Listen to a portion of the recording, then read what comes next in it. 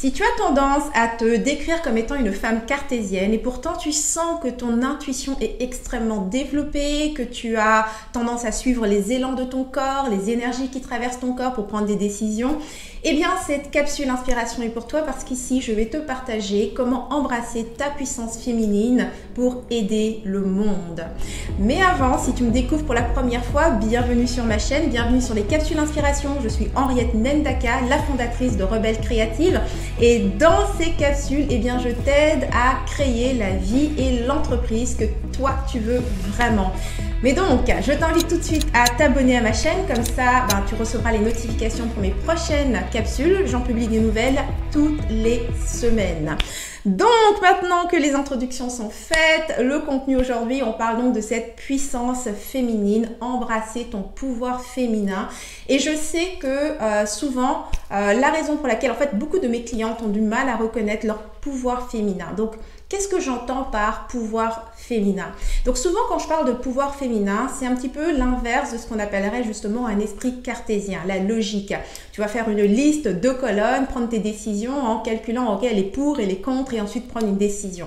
De manière générale, en tant que femme, nous avons un talent naturel qui est la réceptivité, une intuition qui est beaucoup plus développée et malheureusement, souvent ce pouvoir chez les femmes a été associé juste à des aspects très négatifs. Donc par exemple, on va souvent parler d'une femme qui a une forte énergie féminine, on va dire par exemple qu'elle est manipulatrice, qu'elle est calculatrice, contrôlante, hystérique quand le pouvoir peut s'exprimer par une colère, la sensibilité aussi, tu vois, plutôt que de voir ça comme une force, il y a l'hypersensibilité qui est vue comme une faiblesse souvent, la clairvoyance qui est souvent simplement associée à la sorcellerie ou encore au fait d'être un charlatan. Donc bref, soit les pouvoirs féminins sont considérés comme étant les pouvoirs, des énergies pour la maison, pour prendre soin de sa famille, pour nourrir sa famille, ou alors elles sont vues comme étant mauvaises et donc seulement pour manipuler ou encore de la sorcellerie. Et d'ailleurs, si je regarde l'histoire des femmes, pendant des siècles, les femmes étaient brûlées tout simplement lorsqu'elles osaient utiliser ces différents pouvoirs. Donc bien évidemment, c'est naturel que des siècles plus tard, aujourd'hui en tant que femmes, nous ayons tous intériorisé une grande peur face à nos propres pouvoirs. Et ça, c'est quelque chose que j'observe dans mes mentorats avec mes clientes, souvent des femmes très puissantes avec un pouvoir et un talent qui est super clair, mais qu'elles n'arrivent pas à reconnaître pour la simple raison que souvent elles ont été dénigrées, montrées du doigt par rapport à ce pouvoir qui était considéré comme étant mauvais. Alors voici ce qu'on va regarder aujourd'hui dans cette capsule. Ce sera 3 étapes qui vont t'aider à embrasser ton pouvoir féminin et aider le monde. D'accord? Alors voici la première étape. La première étape, c'est simple. Prends simplement conscience de ce pouvoir. Si tu ne le reconnais pas, eh bien tu es condamné quelque part à en faire juste l'expérience de la forme négative. C'est un petit peu comme un enfant à qui on a dit, je sais pas moi, tu es un menteur toute sa vie par sa mère. Eh bien d'une certaine façon, c'est une prophétie. Cet enfant va devenir un menteur jusqu'à ce que il prenne conscience que ce n'est pas vrai, ce n'est pas ce qu'il est et ensuite décide de agir autrement en tant qu'adulte. Eh bien, c'est la même chose pour nous les femmes. Si à chaque fois que tu utilises ce pouvoir, on t'a traité de manipulatrice, eh bien, automatiquement, à chaque fois que tu auras besoin d'utiliser ce pouvoir, ce sera uniquement dans le but de manipuler de manière négative les gens ou d'influencer les gens de manière négative, de les rabaisser. Donc, bref, d'utiliser ton pouvoir pour créer quelque chose qui sera plutôt négatif. Alors, prendre conscience de ce pouvoir te permet maintenant d'aller à la deuxième étape et de prendre une véritable décision. Et dans mon cas, quand j'ai pris conscience de ce pouvoir, j'ai décidé que je voulais être une force positive, c'est-à-dire une influence positive dans ma communauté. Naturellement, j'ai un pouvoir d'influence. Plus communément, on aurait dit de manière négative que je suis une manipulatrice, que j'ai un... Tu vois ce que je veux dire? Les choses juste négatives. En réalité, j'ai le choix. Ce pouvoir, je peux l'utiliser pour le bien ou je peux l'utiliser pour le mal. J'ai un fort pouvoir d'influence et j'ai décidé d'être une influence positive pour les femmes de ma communauté. Donc ça, c'était l'étape 2. prends la décision de faire l'expérience de l'aspect positif de ton pouvoir. Parce qu'il existe toujours un aspect positif à toute chose. Il y a un négatif et il y a un positif. Et avec tout grand pouvoir vient une responsabilité. Donc de prendre conscience de ton pouvoir et ensuite de décider de ce que tu veux en faire, c'est vraiment important. Ce qui nous amène à la troisième étape, c'est d'apprendre à en parler de manière à être comprise.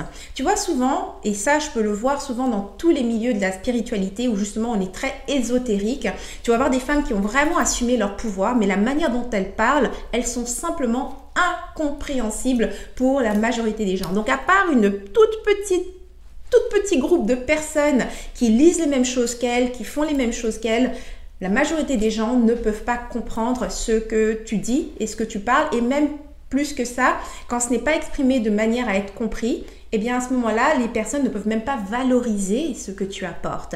Donc, l'idée ici, c'est de penser vraiment à une application pratique de ton talent. D'accord? Donc, pas seulement de rester dans les zones ésotériques, éthérées et autres, mais de vraiment matérialiser dans ce monde à quoi peut aider ce talent, ce pouvoir que tu as. Ce pouvoir d'influence peut t'aider à être un leader, ça peut être un visionnaire, cette clairvoyance, parce que la clairvoyance est vraiment un talent et un pouvoir féminin que beaucoup de femmes possèdent, mais peu reconnaissent, parce que c'est associé encore une fois uniquement à ce milieu qui serait sans grande valeur. Alors qu'en réalité, que tu l'utilises pour prédire l'avenir, aider les personnes au niveau de la spiritualité ou au niveau de l'entrepreneuriat, être une visionnaire comme Bill Gates par exemple, c'est ce que te permet également ce talent. Donc apprends réellement à en parler, lis des biographies, des mémoires d'autres personnes où tu peux reconnaître ce talent. Ça sera peut-être pas exprimé dans ces termes-là, j'ai un talent de clairvoyance, mais tu vas voir exactement comment est-ce qu'ils utilisent leur talent pour visualiser les choses et ensuite comment est-ce qu'ils font pour s'entourer des personnes, collaborer avec les personnes qui comprennent vraiment ce talent. Et si tu veux aller plus loin, j'ai également un test, un quiz. Encore une fois, j'adore les tests. C'est mon pouvoir est-il au service du bien? Fais ce test et tu sauras tout de suite de quelle façon est-ce que tu as tendance à utiliser ton pouvoir. Et également, ce test t'aidera à reconnaître ton pouvoir. Donc, c'est ce qui termine cette vidéo. Si tu as aimé cette capsule, vas-y, clique sur j'aime et partage l'inspiration autour de toi, d'accord? Fais tourner l'amour. Mais en attendant, j'aimerais savoir également ce que toi tu en penses. Laisse dans les commentaires et dis-moi, selon toi, ou c'est peut-être que tu es vraiment au clair par rapport à ça, quel est ton pouvoir? En tant que femme, tu as un pouvoir qui est associé à ton énergie féminine. Toutes les femmes ont ce pouvoir. Il s'agit simplement de savoir comment est-ce qu'il s'exprime pour toi. Donc, laisse-moi ça dans les commentaires. Je serais vraiment curieuse de savoir comment s'exprime ce pouvoir pour toi.